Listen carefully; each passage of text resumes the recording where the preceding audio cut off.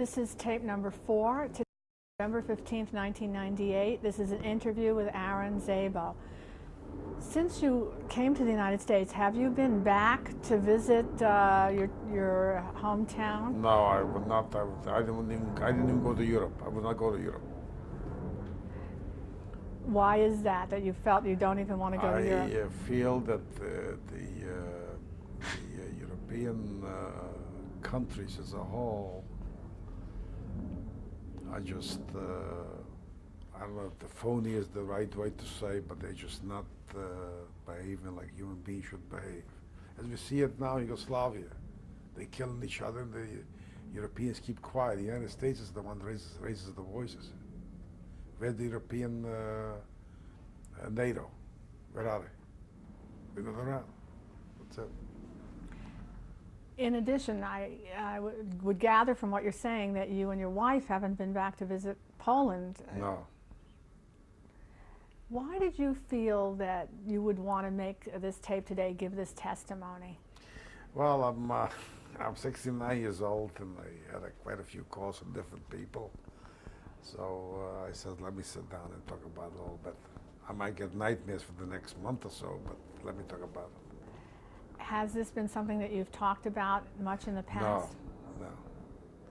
This is the first time that I talk about it. In fact, whenever we get together, and people start talking about it, I get up and walk away. Do you associate much with other people who have survived? Yeah, we do, yeah. Did you find that you were telling your daughter about it at all as she was growing up? I have never talked to my daughter either. No. There's plenty of books and plenty of places for her to find out if she wants to find out. Because no matter, first of all, I'm not a speech maker. I'm not a writer or a verbalist. I'm just a plain ordinary schnook. To go and start talking about it doesn't make any sense. There are people that qualify for it, like Elie Wiesel and other people like that know how to talk about it. And yet, just getting older, you felt that this was something you wanted to have? Well, they were after me. Even my brother said, you have to sit down and talk about it. So. Has your brother? I don't know. Maybe he did, maybe he didn't. I don't know. And where is he currently living? I didn't ask. He lives in Fayetteville, North Carolina. And does he have children? Yeah, he's got 2 daughters.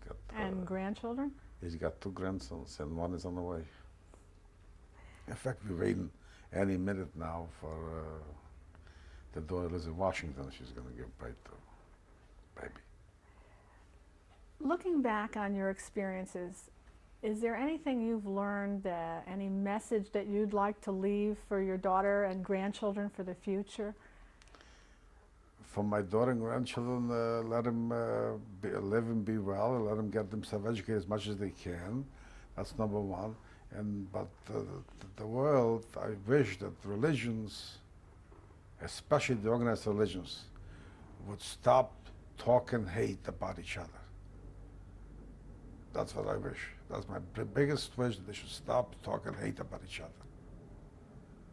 See, now they talk about it, but themselves hate, but don't talk about each other's hate, because it catches on. Is there anything else you'd like to add? That's it. Thank you very much. Thank you.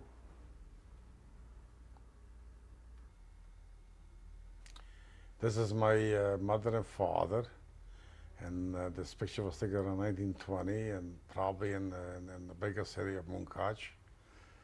And this picture was found here in the United States by my mother's sister, Aunt Fanny. She gave it to us.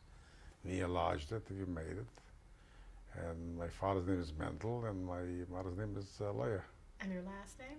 Szabo, S-Z-A-B-O. This is AaronSzabo, that's me. This picture was taken in 1952. I was in the United States Army, and it was taken in Camp Proctor, Alabama. And that's it. This picture is me and my wife. We were married in 1953 and May the 2nd. And this is at the Neverly, we were on a honeymoon. And your names? Aaron and Judith Szabo.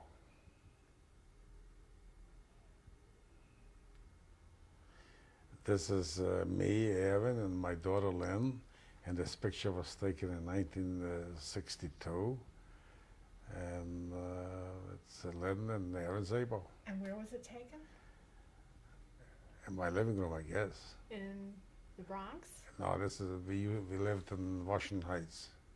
New York. In New York, yes. This is my brother Bernard and his wife Shirley Szabo. And this picture was taken around 1960, I guess.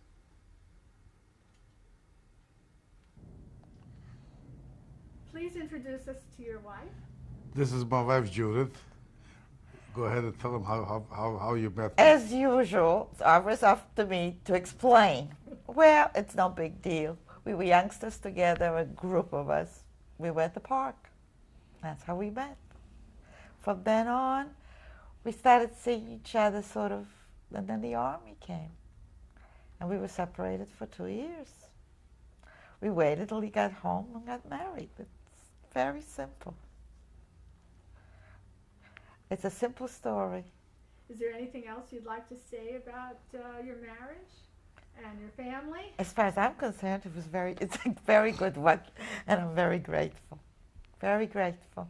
We've had 45 years of a good life. Since we got here, really. It's been a good life. Grateful for my daughter, for my grandchildren, whom you're going to meet soon.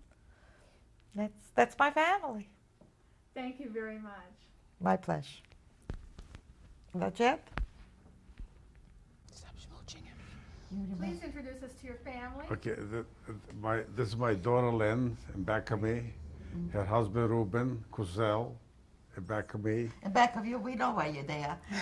This is Joshua, my grandson. My first one. Benjamin, that's number 2, my grandson. And of course, Gabriella. Hiya, Gabby. You want to sit on Papa's lap? Huh? She's a little shy. Lynn, did you want to say? Yes, I'm going to try and get through it without breaking down. Today I consider my father the bravest man in the world.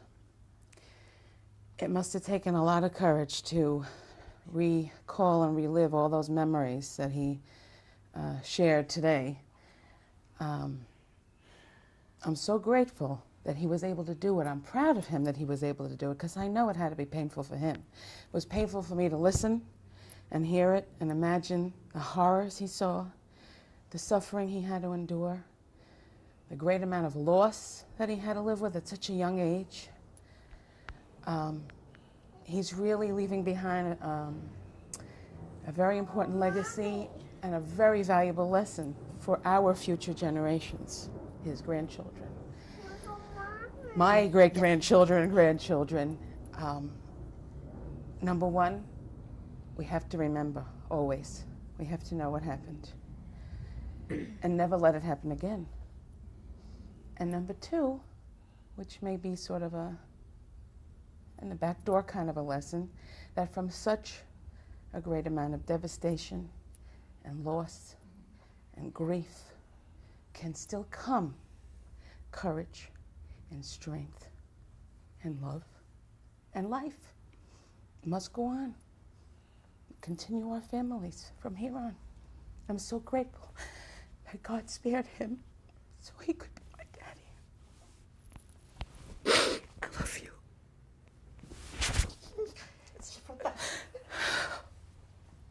I don't think I can say anything more than that. Thank you so much. Thank you for letting him do this in a relaxing way. I think I felt more apart than he did. You can go to mommy. Go to mommy. Go. Go. What's the matter with him? I don't know. He's probably a little overwhelmed. New faces.